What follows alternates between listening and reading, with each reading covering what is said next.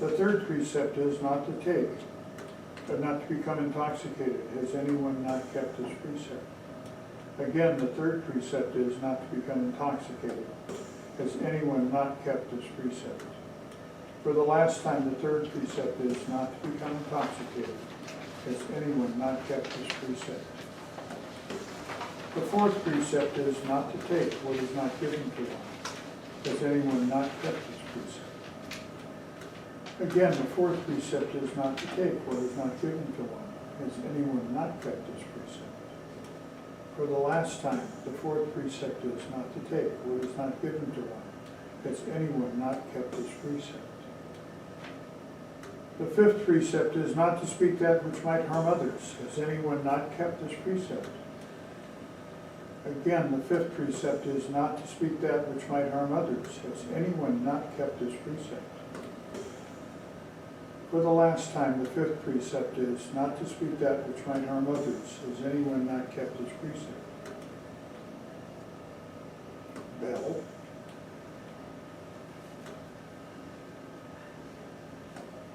Bell. I take Refuge in the Buddha, who has complete compassion and wisdom. I take refuge in the Dharma, which guides to detachment. I take refuge in the Sangha, which is harmonious and respected by all. Namo Shakyamuni Buddha. Namo Shakyamuni Buddha. Namo Shakyamuni Buddha. Namo Shakyamuni Buddha. Namo Shakyamuni Buddha. Namo Shakyamuni Buddha. Namo Shakyamuni Buddha. Namo Shakyamuni Buddha. Namo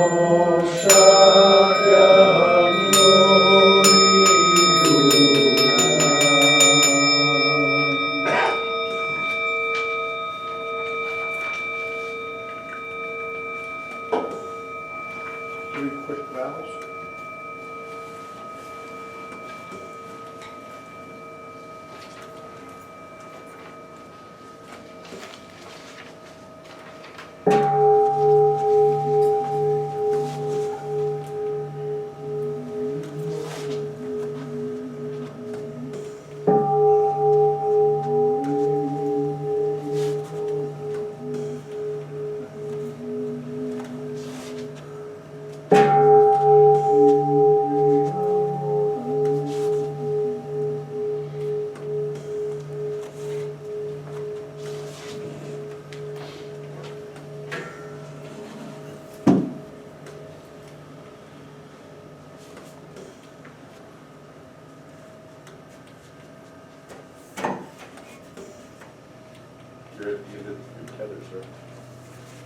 So you have a special treat today. What's the matter? Oh, Steve's looking worried about something. Okay. Venerable Thich Tam Mung, who I started calling Bui, is going to speak with you. We're developing his public address Thank you. persona. We've tried something and we're still working on it. I got a request for the Sunday service to be put up on YouTube or somewhere for people that live out of state that have come here and moved away. And so we recorded a couple of those, and the nut we're trying to crack right now, we may have the magic. We're going to try again to upload it to YouTube. We uploaded a short thing, no problem. Tried to upload the service, kind of modified. We're not doing meditation during that. we tell people, go ahead and do the meditation before you watch that. So we're talking like 40 minutes. And so I talked the first time. He talked the second time, and he's still developing his technique. So he's going to talk again today and take some of the suggestions that were made. I will tell you that we're not having lunch today. The monks have something, but we invite you for lunch starting next week. I'll call Miss Lon and say, okay, we're back in business, so as long as you keep 6 feet between you and strangers, we're all right. Okay? And so we'll have good Vietnamese food. I don't know if you've had good Vietnamese food. Maybe you had bad Vietnamese food. But this is good Vietnamese food. And just so you know, it's nothing to worry about, but I have 2 doctors that have told me that now and for the rest of my life, I need to be on oxygen 24 hours a day. And I don't know whether my friend that plays music with me here may have noticed how strong my voice was today. That's for the last 3 days, 24-hour oxygen. I'm out of denial now, and I'm accepting my limitations as a young man approaching age. Someday I'll be old as him. So without further ado, Venerable Mung.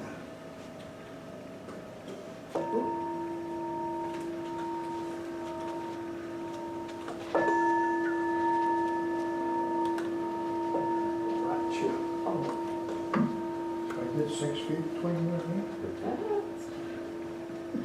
Hello, welcome.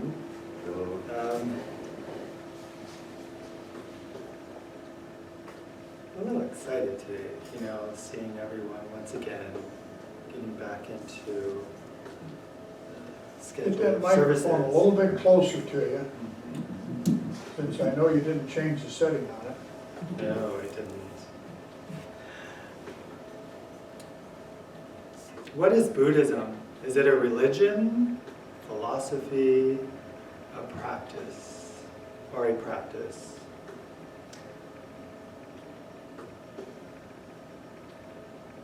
There's a blind man,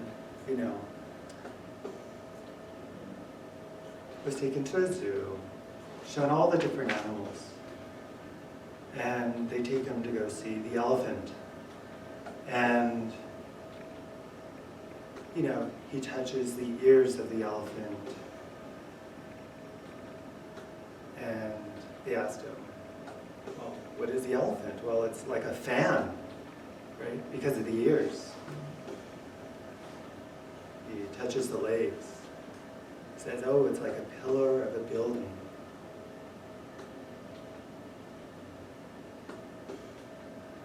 What is a park? You might see trees, you might see a playground, you might even see water. When somebody asks you, what is a park? A park is just a park.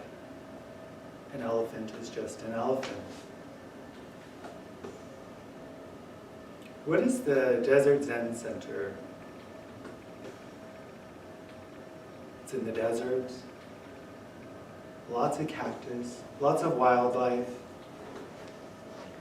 What is the Desert Zen Center? What is our perceptions of what we see, what we immerse ourselves in? Because we choose to place ourselves in this atmosphere. How are we responding? What are the external influences that we are allowing to dictate our emotions and feelings and thoughts? Or do we, in our practice? Being mindful. Mindfulness is being in the awareness of the present moment and recognizing everything as they are, not preconceived ideas, just letting things be. And seeing the situations that I've been seeing in the news and people are just being influenced and allowing themselves to respond in a way that's not kind.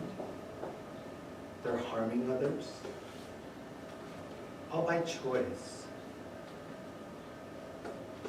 But here in the other side of the world, there can be peace. People are choosing to respond in a way that's not unifying because their preconceived ideas of the circumstances are taking place, not supporting one another.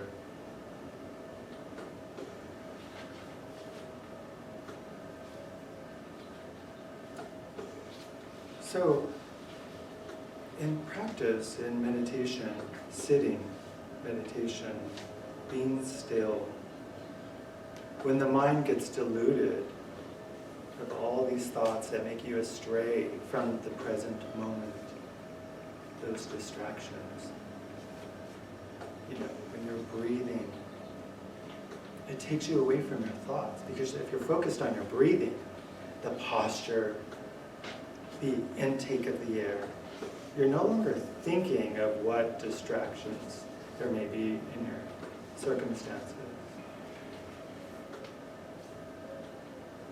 You're aware of them, yes. My hands are hurting. Being a hairdresser, my hands are always movement. And the last couple of months, I've been using the shovel and raking, using different muscles.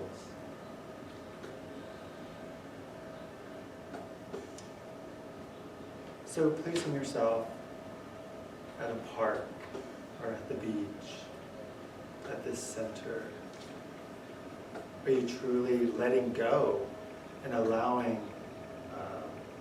what arises within you, letting them go? It's all about detachments.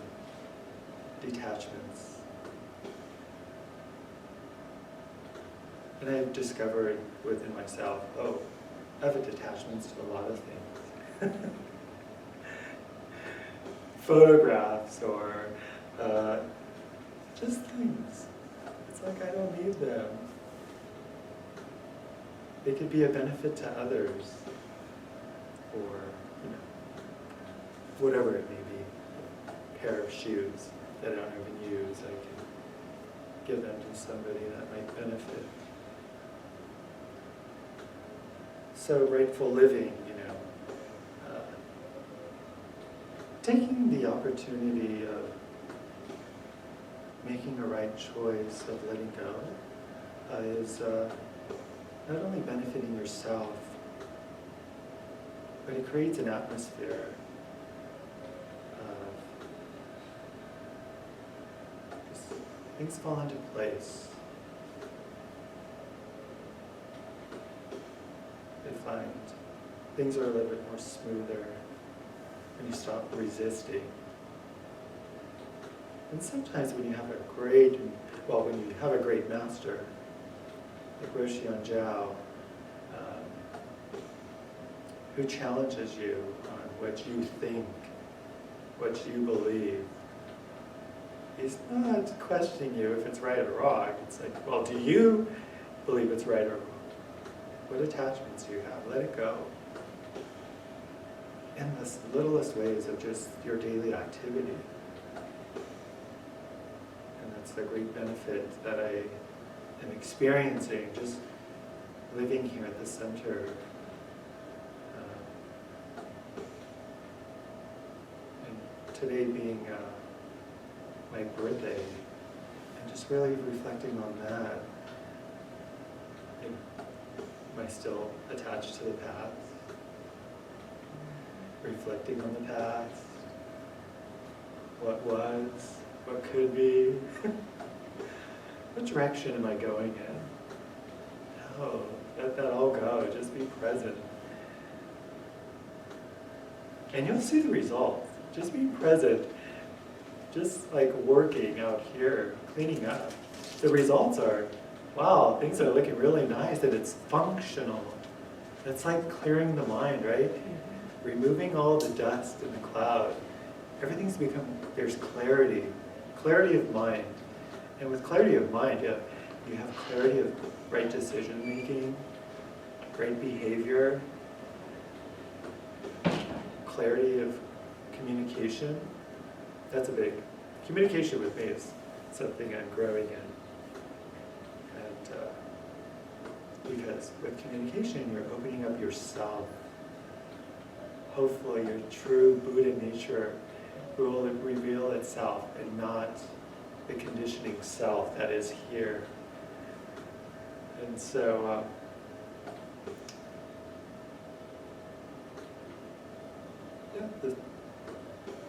that solution will be you'll have a peace of mind.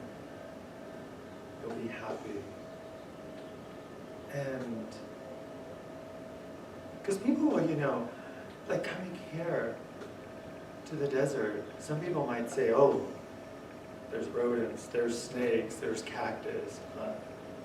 You have all these little fears. I don't want to go out there.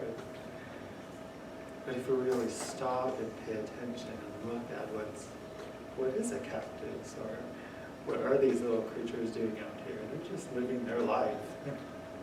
They're sentient being life.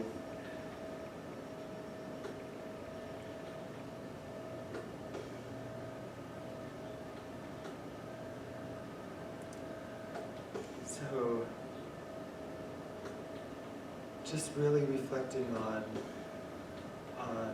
the blind man, going by his senses of just touch, and maybe sight, hearing, and smell, being attached to those senses, and seeing the whole picture. Yes, he might just be feeling that ear, feeling that trunk, or the leg. It's just an elephant. It's just a part. And coming here to the center and living here, sometimes we're stuck on what we want to see. Just let it be what it is. Yeah, those cactus might have thorns. People's attitudes might have a little edginess. It's still the center. It's still a meditation center where Buddhism is practiced and shared.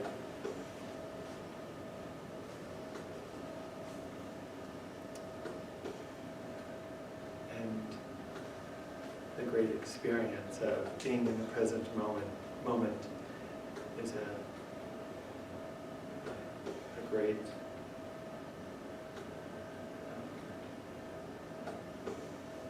opportunity to experience life. And life is meant to be filled with joy, peace, and love.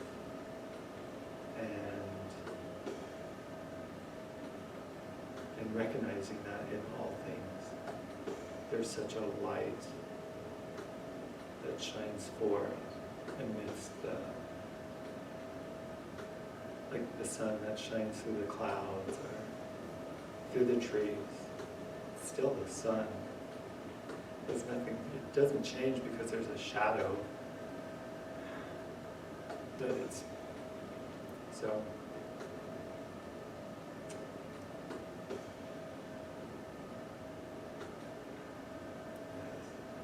So, thank you for giving me this opportunity to really experience a little bit of